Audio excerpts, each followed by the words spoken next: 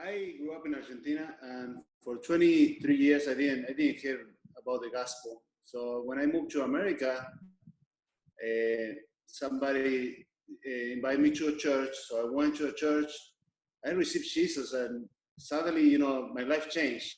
Something that I didn't want to change because I was good with my friends. Suddenly, I want to change and start sharing my faith. What happened to me. So since the beginning, people would say like, you're an evangelist, and I didn't even know what it meant to be an evangelist. So I look at the evangelist and I say, okay, this is how it's gonna look, big stadiums and all that. But God, from the beginning, said to me, like, what if you teach others to do the same? And I said, well, that's a good idea, God, but I didn't know how to do it. So I spent more than 10 years going out on the street, sharing the gospel, taking groups with me. And in the end, it was all about me because I couldn't reproduce myself. I didn't know how to tell others to do the same until like a year and a half ago that I was sharing in a pastor meeting, what God was doing in the street. And a friend named Scott told me, can I show you something? So I said, yes. So he showed me a strategy, how to enter an empty field, how to evangelize, disciple, plant churches, and multiply leaders. And I said like, whoa, I don't know how to disciple. I can do the rest. I can do like some of the things like share the gospel, not how to disciple. So a week later, I was in a 4 days, discipleship class. So I realized, and that thing, it was a lot of information, but I realized two things, that I wasn't the only one that I want to reach the whole world, because for a long time I thought I'm the only one because everybody want to reach around the church only. And I just want to reach them all. How am I going to do that? And then I met a bunch of people crazy like me, because I thought, okay, this is like too much. How come I have the heart to reach everyone? And then the other thing was that I didn't have any disciples because I didn't know how to multiply myself into others. So I started learning how to pass it on to others in a biblical, easy, and reproducible way. So a year and a half ago was the first time that I encountered a bunch of crazy missionaries in South Florida that taught me how to do this, and I've been blessed since then. So what the impact of the training and meeting Scott was you got the big picture, not just evangelism, but multiplying movements of disciples and churches. You got the skills of how to make it happen. And you also connected with other crazy people, just like you. Yeah. So that was a key part of the whole journey for you. Yes, yes. What happened next, Oggie? Oh, next, so my friend Troy Cooper, I've met him. We got invited. He was one of the crazy guys there in South Florida, where I've been living like for 14 years now. And he got invited. We have invited to Mexico. But he said, like, I don't speak Spanish, so you have to do it. I said, like, whoa, I don't know how to do this. But I said, okay, I'll go. So the first time that I trained, he helped me, in the questions that I have while I was there. He was holding the ball and telling me, you do this next. But I did it, and I was so busy that it was the first time that I couldn't go on the streets with the team. I love to go on the streets and share the gospel. That's my passion. But I couldn't go because I was busy making the signs and making everything. And so I tell them, okay, you guys go without me. First time ever. And they came back 30, 45 minutes later, and 30 families came to Christ in that time. So when I saw that, I said, like, okay, that's it. That's what I want to do. I want to reproduce myself into others because it's more effective to teach others, and we'll be a lot more. And since then... Wait a minute, Oggie. Let's just back up. Did you say 30 families came to Christ? Yeah, 30 complete families came to Christ. I I was telling, the pastor there, I said, you guys are praying for people to come to the church, but I think that they were praying for you guys to get out of the church and tell them, because it was amazing. It was amazing what happened the first time that I trained in Mexico. And that happened in under 1 hour. You trained some Mexicans, and in 1 hour they went visiting homes and led 30 families to Christ. Yeah, all the families around the church, in the neighborhood, everybody was ready, waiting for the gospel to be, And what happened next for those families? What did you train the Mexicans to do? Yes, I stayed 10 days after the training, and I model how to disciple them in an easy way. So I spent time, training. I trained a few other churches, but the key here, it was that not only I trained myself the first time only, but and then I have some leaders from the church that helped me train the other time that I trained. So by the time I left, not only they have the experience to train, to share the gospel, to disciple others, to meet in houses. So it was amazing. They got equipped in 10 days how to do the whole work, the whole 4 fields, system. Okay. And is that work continuing in Mexico with the people you trained? It does continue somehow. Not everybody is getting discipled, but some people are getting discipled. So that was my first experience. The follow-up wasn't great with me doing it after I read Paul's journeys. Paul will follow up all the time. So since then, actually today I talked to the pastor there, and she wanna receive more training. She wanna see what's the mid-level all about. The Bible basic basis on what we're doing, and so it's doing great. But not only Mexico. Last week, I don't know if you want me to tell you about last week, what happened in Colombia. Yeah, tell us about last week. We can jump around. Yeah.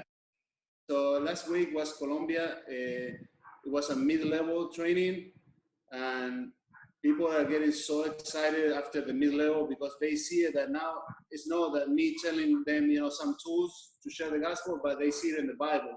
They see how Paul was doing it, how Jesus was doing it. So they get super excited, and we were able to train some people from Venezuela that came 3 days in a bus to receive the mid-level. So now God opened a huge door for Venezuela to train more than 1,000 people in April, and they're excited. They're planting churches. Colombia planting churches. Like 2 months ago, I was able to train in Bolivia, 21 countries, from Chile, Paraguay, Mexico, Panama, everywhere. So they went back and they start planting churches. So I'm meeting every week now by Zoom and coaching them, and they're doing amazing. Sort of in this last year or less, say I went 7 months ago to Peru the first time, and a month ago we went back, and more than 300 new churches were planted in Peru only. So total of this year and a half, it's about 500 churches, new churches started since I started. My blessing that I'm not. Yes, definitely. I didn't count it, but 300 in Peru, we know that. But the rest, I having text messages. We planted 2 churches last week, another 2 churches, another 3 churches. So they're multiplying fast. Now, the blessing is, yeah.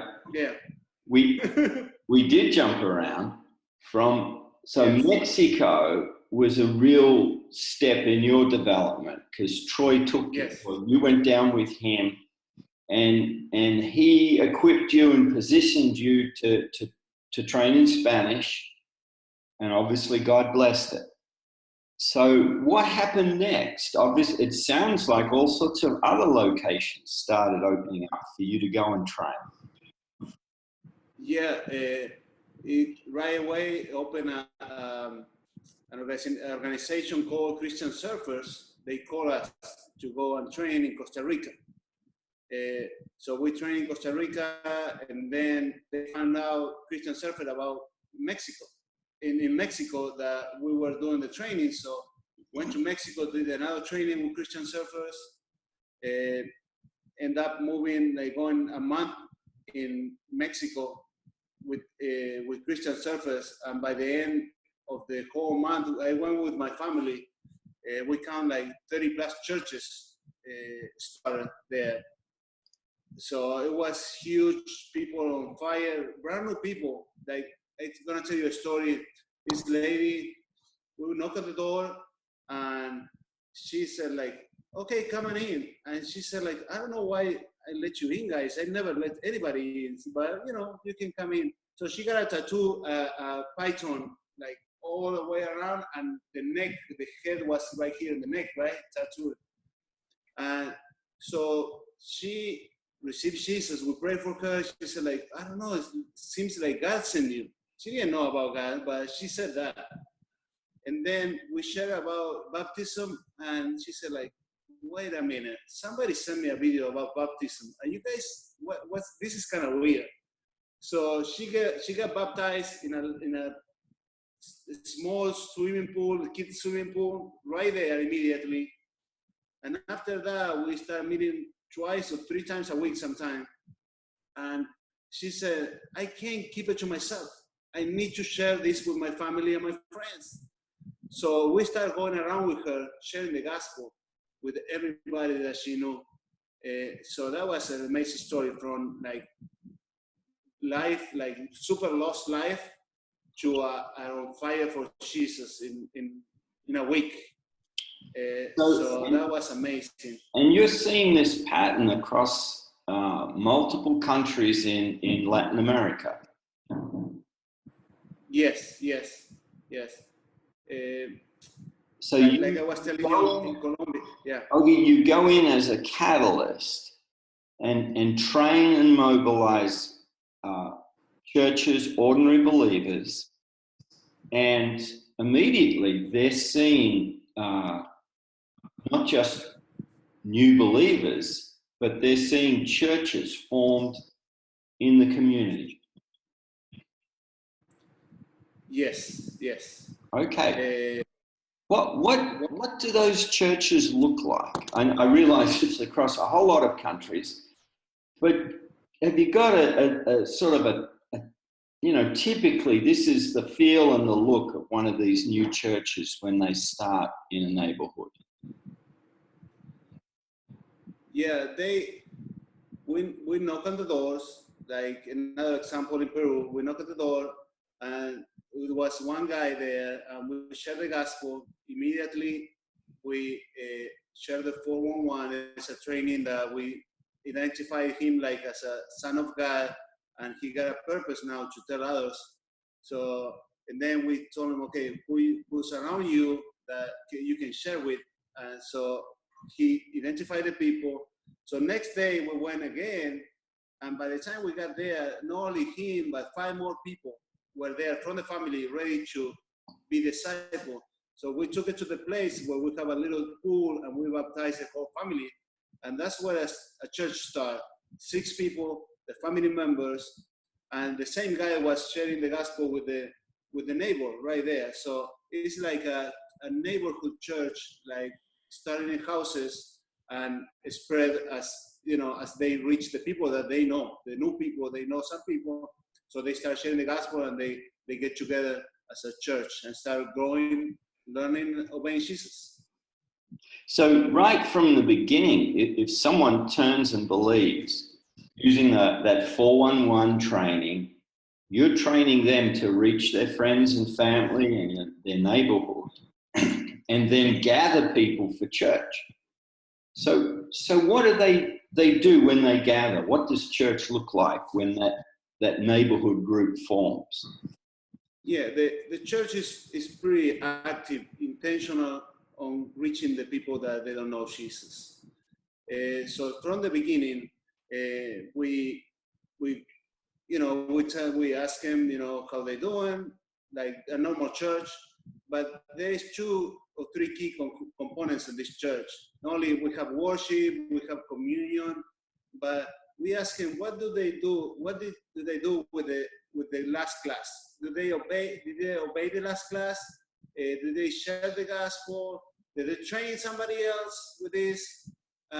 So it's very, very intentional from the beginning. It's like, this is not about, you know, just a Bible study or a fellowship that you're going to make friends. It's going to be intentional to reach the people, to tell everybody about Jesus, because that's our heart, to reach the lost. And that's how we intended to be this training. We don't, you know, we're nice with the people, but you can be all your life nice, and you end up with 100 people like they don't want to obey Jesus. So by doing this, God keep the people that want to, you know, represent Him well, and we equip them, and they do amazing things. God wants us to obey. Obedience is better than sacrifice. And so now your role is you're opening up these different countries to the training, you're mobilizing, they're doing evangelism, church planting, and you're saying now a lot of your time you're returning to those places for mid-level training, the next level of training, and you're coaching.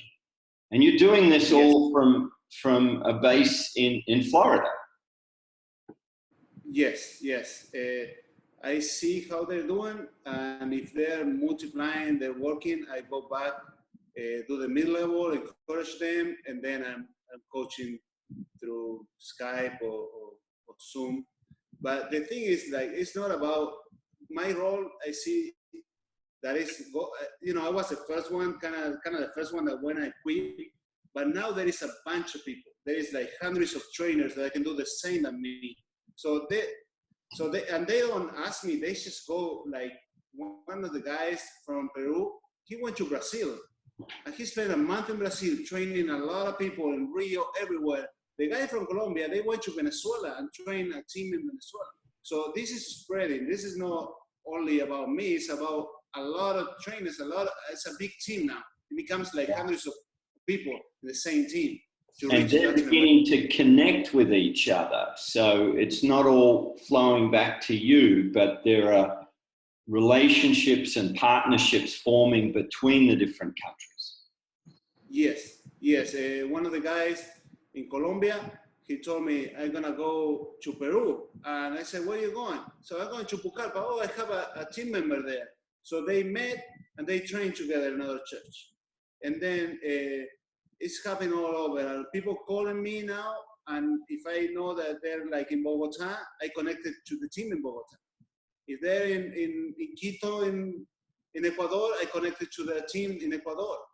So this is never been about me. It's about Jesus doing it. So I just, who's going to be more effective? The people that are in the country that have the heart for the people in the country. So I'm connecting. I just do a lot of connections right now too. And Oggie, this sort of stage in your life and your ministry began just 18 months ago. Yes. Wow. Yes. I've got a feeling though there was a long preparation in your life that the Lord was doing to see this sort of fruit.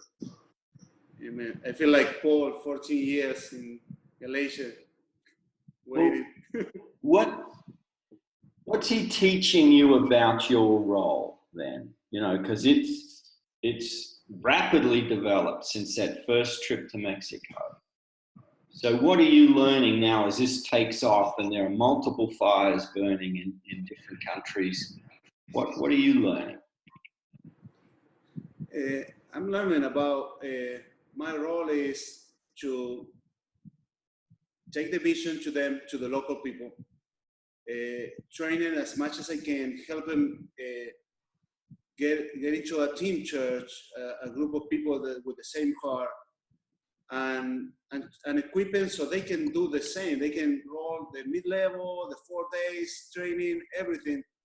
And then I think that's it. When I see that happening, it's my time to move and start another country, start another place. when I trained in Bolivia, I took one guy with me from Peru, another guy from Colombia to help me. So the guys in Cuba that I train, they're crazy to get out of Cuba and help me train in different countries. So people are being equipped, and when I train with somebody, I think that they empower them to and they learn.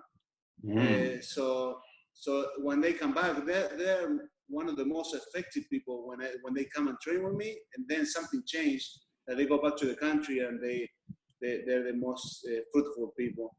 So what Troy did for you, you're doing for others. You're Yes. actually finding, I imagine a lot of these people, just like you, God had already prepared for this breakthrough. And you're bringing the training, you're showing them how to do it, helping them do it, launching them, but then you're coaching, you're doing trips back, you're connecting them with one another, you're taking them on your trips. And it sounds like your role now is, you're growing people all over Latin America. Yes. Like you said, Troy modeled all this to me, and it was a super fast release of like you do it now, and it was good for me. So it encouraged me to do it, and even I wasn't sure, and that's what I do with my guys right away. It's like, you can do it. I encourage them, help them through modeling first, and then I assist, see if they're doing okay. I watch how they do it. If they're doing it right, I said, like, you got it. And it's just, they do it.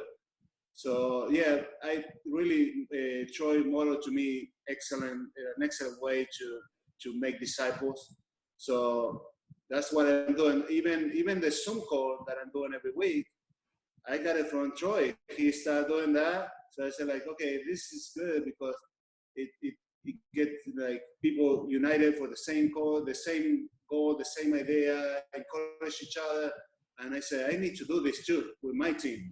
So I started, I see what it works and I apply. And Troy has been an awesome example in my life how to do this. Definitely. Well, Oggie, where's this going? What has God put on your heart? What's the dream He's given you? My dream and the vision that He gave me is to reach 500 million Spanish-speaking people in the world that are lost. And when He told me that, I said, God, I don't know how am I going to do it, but I'm going to go one step at a time. And it's overwhelming to see God that doing it, step at a time, but He's raising these leaders in Peru, and then Colombia, and then open doors in Cuba, and then different countries. And I said, like, God really want to do this. So I'm excited. So the idea on all this is, in the end, is to raise leaders, to reach that everybody hear the gospel in Latin America, also in Spain. And when we raise leaders, we have to fulfill the Great Commission. We have to be sending to India, South Asia, all these places that definitely the Spanish people, I think they're key because of the look. They can go, they won't be recognized as Spanish until they speak. But if not, they're gonna be super effective down there to finish the Great Commission. So that's the final goal, to equip people and start sending it to get the job done. So it's a heart for 500 million Spanish speakers, but then as God reaches them, you want to see them go to the nations. Yes. And the strategy that's rolling out here is you and now your growing team, you open up and pioneer new countries, but you're looking for the insiders who you can train and mobilize. So, you can't reach 500 million, can you? But no. But you have a strategy now that you want to find the people, the city leaders, the national leaders who will get that job done. Yes, yes. Wow. And the awesome thing that when God showed me those people, they're already doing it. Plus, there is no financial help so far. So they're doing it by heart. This movement is all really organic. And I didn't tell somebody to, go to Brazil, go to Venezuela, sacrifice everything you have for the gospel. Guys put in front of me those people that are really to give their life to Jesus, and that's how this is working. Just God moving, the Holy Spirit organizing everything, and moving us to do His will. So it's amazing for me to see these people. I see people like the Venezuela 3 days in a bus to get to Colombia. It's like, oh, these guys are serious about being trained. And then more stories like that, like people sacrificing everything and spending all the money they have to meet, to get in meetings, to train others. And so it's amazing to see that it costs zero this movement. And this is just the beginning, Steve. I can't imagine what's going to happen in the next 3 to 6 months. This is going to double and even more. So I have a big expectation for the people, because they're ready. They're ready. The lost are more than ready to receive. Last week or 2 weeks ago, I was in Colombia, and we said like 30 minutes. We have 30 minutes only to go evangelize after one training. They came back. 42 people give their life to Jesus.